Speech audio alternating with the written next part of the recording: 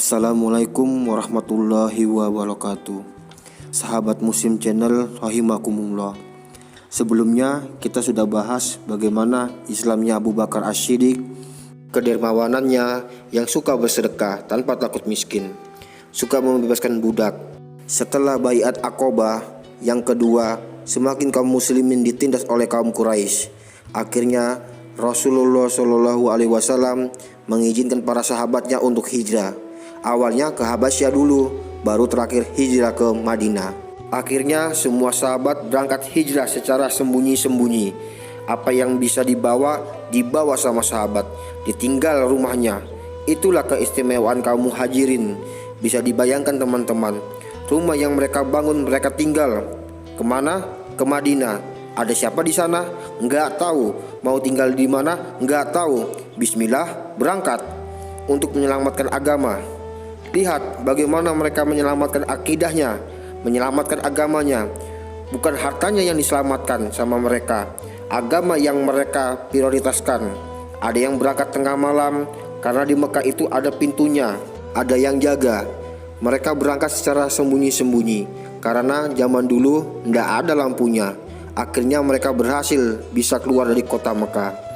Akhirnya Allah Subhanahu wa Ta'ala mengizinkan Rasulullah hijrah ke luar kota Mekah. Lalu Rasulullah pergi ke rumah Abu Bakar. Sesampai di rumah Abu Bakar, Rasulullah SAW berkata, "Siapa yang ada di rumah disuruh keluar dulu. Ini perkara yang rahasia, urusan nyawa." "Ya Rasulullah, tidak ada orang di sini, cuma ada anak dan dua anak aja." "Silakan ngomong wahai Rasulullah, tidak usah takut," kata Abu Bakar. "Wahai Abu Bakar, Allah Subhanahu wa Ta'ala telah mengizinkanku untuk keluar dari Mekah ini, hijrah meninggalkan kota ini. Siapa yang akan menemanimu ya Rasulullah?" Kata Abu Bakar, "Ana datang ke sini minta temanin engkau wahai Abu Bakar," kata Rasulullah. Terdiam Abu Bakar, menangis Abu Bakar karena bahagia. Kenapa Abu Bakar menangis? Ini artinya Abu Bakar orang yang spesial. Lalu Abu Bakar mengatakan, "Wahai Rasulullah, ana sudah siapkan kendaraan ini untuk kita hijrah. Ana juga sewa penunjuk jalan, namanya Abdullah bin Uraqid Al-Kinani dari kabilah Bani Kinana." Tapi Rasulullah tidak mau dikasih kendaraan sama Abu Bakar untuk hijrah, juga tidak mau dibayar sama Rasulullah SAW. Kenapa demikian? Karena hijrah itu adalah sesuatu yang mulia. Hijrah ini sesuatu yang besar di sisi Allah Subhanahu wa Ta'ala. Lalu sahabat Muslim Channel, Abu Bakar itu punya pembantu namanya Amir bin Fuhairah. Beliau disuruh sama Abu Bakar As-Siddiq gembala kambingnya di siang hari. Terus disuruh lewat-lewat tempat nongkrong-nongkrongnya orang-orang Quraisy sambil dengerin apa yang dibahas oleh orang-orang Quraisy. Orang Quraisy ini lagi membahas bagaimana caranya membunuh Rasulullah SAW. Bahkan mereka sudah siapkan semua pemuda dari ketiga kabilah yang ada untuk menggerebek rumah Rasulullah SAW sebelum hijrah, biar mati. Jadi kalau ditanya siapa yang bunuh, semua kabilah campur tangan untuk membunuh. Bukan satu kabilah saja yang dikambing hitamkan, tapi semua kabilah tertuduh jika pembunuhan itu terjadi. Tapi Rasulullah SAW bisa lolos dari semua itu.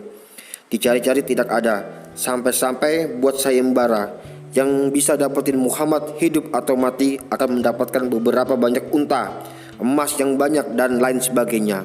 Semua nyari. Tapi Rasulullah SAW tidak bodoh. Rasulullah tahu. Rasulullah tidak langsung berangkat. Rasulullah bersembunyi dulu. Sembunyi di mana? Di Jabal Sur. Sekitar 2 atau sampai 3 malam. Asma binti Abu Bakar yang bawain makanan ke gua itu. Dikatakan Asma binti Abu Bakar mendaki gunung itu dalam keadaan hamil besar. Karena Rasulullah SAW dicari-cari tidak ketemu. Akhirnya Abu Jahal mendatangi rumah Abu Bakar karena Abu Bakar ini sohibnya Rasulullah. Abu Jahal datang, diketoknya pintu. Yang keluar Asma. "Mana bapakmu wahai putri Abu Bakar?" "Ana ndak tahu posisi Abi di mana sekarang." Mendengar itu langsung ditempelek Asma sama Abu Jahal. Dipukul wajahnya sama Abu Jahal. Geram dia. Dan Asma juga bercerita saat Abu Bakar berangkat hijrah, Abu Bakar tidak meninggalkan harta sedikit pun di rumahnya. Dibawa semua karena takut di tengah jalan ada apa-apa sama Rasulullah SAW. yang ada di kepalanya bagaimana bisa menyelamatkan, menemani Rasulullah sampai tujuan tanpa hambatan. Akhirnya bapaknya Abu Bakar, Abu Quhafa datang. Dikatakan beliau itu buta. "Wahai cucuku, apa yang bapakmu tinggalkan?" Abu Quhafa ini sudah melarang Abu Bakar untuk terus-menerus membebaskan budak. Kata Asma, "Bapakku meninggalkan ini wahai kakek." Dikasih kantong tempat biasanya naruh uang, tapi kantong itu diisi batu sama Asma. Terus disuruh pegang sama kakeknya ini. Dipegang sama kakeknya. Oh ya udah, sudah ditinggalkan harta yang banyak, padahal dia tidak meninggalkan apa-apa. Lalu yang dimana dikatakan mereka orang-orang Quraisy hampir saja menemukan di mana Rasulullah dan Abu Bakar sembunyi. Mereka semua sudah berdiri di depan pintu gua itu. Yang gua itu turun di bawah. Jadi kalau seseorang berdiri kemudian nunduk lihat ke bawah, kakinya pasti kelihatan. Ada kepalanya Abu Bakar sama Rasulullah di bawah mereka. Namun mereka tidak pernah menemukan jejaknya. Akhirnya selesai beberapa hari di situ, berangkat ke Madinah. Sesampai di Madinah, bahwasanya sudah ditunggu sama kaum Ansor dan juga kaum Muhajirin. Sesampainya di Madinah, Rasulullah berhenti dulu di daerah Quba, membangun masjid Quba. Di situ beberapa belasan hari baru pindah ke daerah Masjid Nabawi di tengah kota Madinah. Dikatakan bahwasanya Abu Bakar As-Siddiq mengikuti peperangan yang pernah ada, termasuk di dalamnya perang Badar, perang Uhud, dan lainnya. Dikisahkan pada perang Tabuk, di mana keadaan ekonomi kaum muslimin lagi susah, kurma belum panen, banyak sahabat mau ikut perang. Namun kata Rasulullah, "Apa yang engkau punya?" "Ana tidak punya apa-apa ya Rasulullah." Kata Rasulullah, "Jangan ikut perang." Sahabat menangis karena tidak bisa ikut perang. Rasulullah menyuruh para sahabat, "Ayo sedekah, apa yang kalian punya? Keluarin." Kemudian datang Umar bin Khattab. Dikatakan oleh Umar bin Khattab, suatu hari Rasulullah menyuruh kita bersedekah. "Kebetulan ana lagi punya uang," kata Umar bin Khattab. "Hari ini waktunya ana bisa menang melawan Abu Bakar. Ana lagi ada harta, ana mau sedekahin." Kemudian Umar bersedekah separuh hartanya. "Ya Umar, apa yang kau sisakan untuk keluargamu?" Kata Rasulullah. "Ana tinggalkan sama seperti yang ana berikan," kata Umar. Lalu datang Abu Bakar, dikasih sedekahnya ke Rasulullah. "Ya Abu Bakar, apa yang kau sisakan untuk keluargamu?" Kata Rasulullah. "Ana sisakan untuk keluargaku Allah dan Rasulnya," kata Abu Bakar. Artinya semua hartanya Abu Bakar dikeluarkan semua.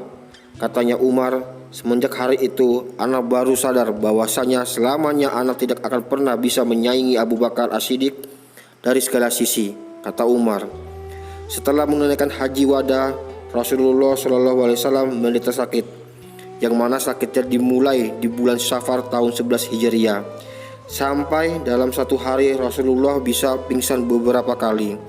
Lalu Rasulullah SAW berkhutbah kepada segenap manusia dan para sahabat. Rasulullah mengatakan, Allah Subhanahu wa Ta'ala memberikan pilihan kepada seseorang hamba, mau tetap tinggal di dunia atau kembali kepada Allah. Dan hamba itu memilih berada di sisi Allah. Orang-orang yang lain dan para sahabat mendengarkan khutbah Rasulullah. Mereka diam semua. Tapi Abu Bakar As-Siddiq menangis terisak-isak yang membuat sahabat bingung.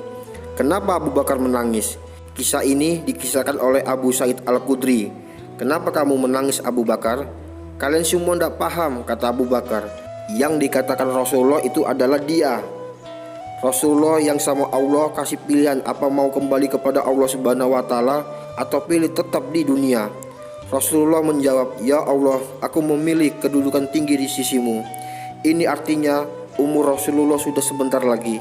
Maksudnya sudah akhir hayatnya Rasulullah SAW. Nangis Abu Bakar dan berkata juga Aisyah radhiyallahu anha, Rasulullah SAW mengatakan kepadaku saat beliau sakit, "Wahai Aisyah, panggillah Abu Bakar bapakmu dan panggil saudaramu." Maksudnya ini mau dikasih wasiat kalau Rasulullah meninggal dunia, Abu Bakarlah yang menjadi khalifah. Saat Rasulullah sakit, Rasulullah bilang ke Aisyah, "Kabarkan bapakmu untuk jadi imam sholat." Akhirnya Abu Bakar jadi imam sholat. Lalu Rasulullah SAW keluar dari rumahnya dengan wajah yang pucat. Abu Bakar mau mundur, sama Rasulullah dikasih isyarat tetap lanjutkan jadi imam. Akhirnya waktu yang ditakutin oleh Abu Bakar As-Siddiq itu tiba. Setelah 13 hari berturut-turut Rasulullah SAW sakit keras, meninggallah Rasulullah di hari Senin Rabiul Awal tahun 11 Hijriah. Seluruh sahabat menangis. Abu Bakar tidak di situ saat Rasulullah meninggal, lagi di tempat istrinya di Bani Salamah, agak keluar sedikit dari daerah kota Madinah. Ketika datang kabar bahwa Rasulullah meninggal, langsung berangkat Abu Bakar, berangkat ke rumah Rasulullah SAW. Masuk Abu Bakar ke rumahnya, dilihat wajah Rasulullah SAW sambil menangis dan mengatakan, "Sungguh engkau itu indah ya Rasulullah, hidupmu dan matimu," kata Abu Bakar As-Siddiq. Umar bin Khattab mendengar Rasulullah meninggal, dicabut pedangnya dari sarung, kemudian ia mengatakan, "Siapa yang berani bilang Rasulullah meninggal, anak tebas kepalanya." Rasulullah tidak mati. Rasulullah cuma ketemu Allah Subhanahu wa ta'ala sebagaimana Allah panggil Musa 40 hari itu. Teriak-teriak Umar bin Khattab di tengah-tengah para sahabat yang sedang menangis atas meninggalnya Rasulullah SAW. Datang Abu Bakar As-Siddiq, dipegang tangan Umar bin Khattab. "Tenang wahai Umar." Lalu Abu Bakar mengatakan yang ma'ruf, "Barang siapa yang selama ini menyembah Muhammad, maka sesungguhnya Nabi Muhammad sudah meninggal. Tapi barang siapa yang menyembah Allah Subhanahu wa ta'ala, sungguh Allah Maha hidup dan tidak akan pernah mati." Lalu Abu Bakar membacakan ayat yang artinya, "Tidaklah Muhammad adalah seorang Rasul yang sebelumnya telah datang Rasul yang semisalnya. Apakah jika ia meninggal, terus kalian mau kembali ke masa jahiliyah lagi?" Mendengar ayat itu, jatuh Umar bin Khattab lemas. Dia baru sadar bahwasanya ada ayat ini, dan saking cintanya sama Rasulullah SAW sampai dia tidak sadar bahwasanya ada ayat ini. Lupa dia dengan ayat ini. Tapi Abu Bakar yang meluruskan semuanya. Dikatakan oleh Aisyah, "Demi Allah, seakan-akan manusia tidak ada yang hafal sama ayat ini. Seakan-akan ayat ini baru turun sekarang ini." Padahal mereka semua sudah hafal dari saking cintanya kepada Rasulullah SAW. Akhirnya pecahlah kota Madinah dengan kesedihan. Semua menangis tidak tersisa, semua berduka. Sahabat Muslim Channel rahimakumullah. Akhirnya Abu Bakar As-Siddiq dibaiat. Baiatnya Abu Bakar ini secara ringkas ada 2 baiat, yang mana setelah sepeninggalan Rasulullah SAW, kaum Ansar beristimah. Bagaimana ini? Rasulullah sudah meninggal. Sekarang kita harus punya pemimpin. Siapa pemimpinnya? Akhirnya Ansar lagi musyawarah di situ, dan di tengah-tengah mereka ada pemimpin yang mana di situ dikatakan tempatnya mereka duduk-duduk Bani Sa'ad. Pemimpinnya Sa'ad bin Ubadah. Abu Bakar datang ke situ bersama Umar bin Khattab. Ngomong di situ sama mereka, "Mau bagaimana sekarang?" Ansar pingin pemimpinnya dari kaum Ansar, sedangkan kaum Muhajirin pingin dari kaum Muhajirin. Umar mau ngomong bahwasanya kalau Rasulullah meninggal, Abu Bakar yang jadi pemimpin. Tapi ternyata Abu Bakar yang ngomong duluan. Bukan ngomong anak mau jadi pemimpin, bukan. Sama Abu Bakar dipuji kaum Ansor satu persatu.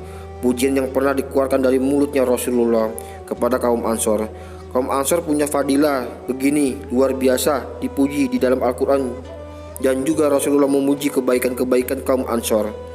Senang kaum Ansor diangkat sama Abu Bakar As-Siddiq. Rasulullah bilang yang pemimpin itu harus dari bangsa Quraisy. Kata Abu Bakar, "Baiat ini Umar bin Khattab." Kaget Umar, "Loh kok ana? Ana ndak mau. Jangan anak," kata Umar. "Kita baiat Abu Bakar. Dia adalah orang yang Rasulullah wasiatkan jadi imam dan lain sebagainya." Akhirnya dibaiatlah Abu Bakar As-Siddiq. Hanya sebagian saja yang berbaiat. Besoknya baiat yang dihadiri oleh seluruhnya orang yang ada di Madinah. Di sini banyak tuduhan-tuduhan datang, terutama dari kaum Syiah bahwasanya Ali bin Abi Thalib tidak setuju. Buktinya Ali bin Abi Thalib tidak hadir saat baiat. Memang benar nggak hadir, tapi sudah dibantahkan sama para ulama. Ali bin Abi Thalib tidak hadir karena sibuk ngurus jenazah Rasulullah SAW. Tapi besoknya saat setelah selesai, Ali bin Abi Thalib dipanggil, datang terang-terangan berdiri membela Abu Bakar As-Siddiq dan membaiat Abu Bakar As-Siddiq. Yang mana dikatakan bahwasanya Abu Bakar mengatakan, "Wahai manusia, aku telah dijadikan pemimpin atas kalian. Padahal aku bukanlah orang yang terbaik di kalian. Maka jika aku dapat menunaikan tugasku dengan baik, bantulah aku.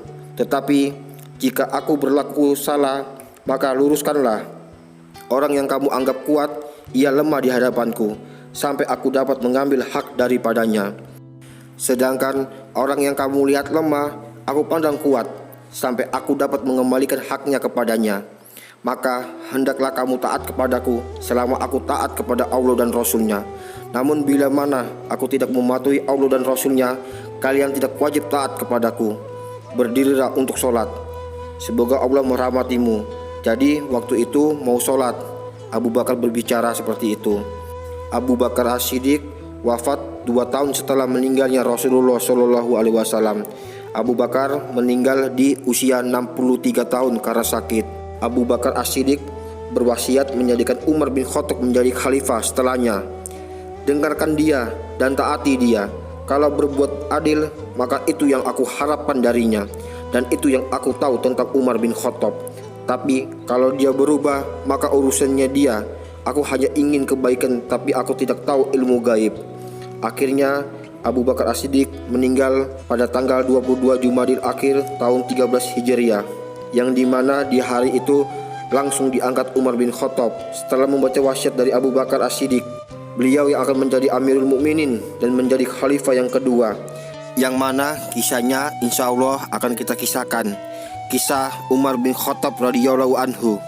Semoga bermanfaat. Subhanakallahumma wa bihamdika asyhadu an la ilaha illa anta astaghfiruka wa atubu ilaik. Assalamualaikum warahmatullahi wabarakatuh.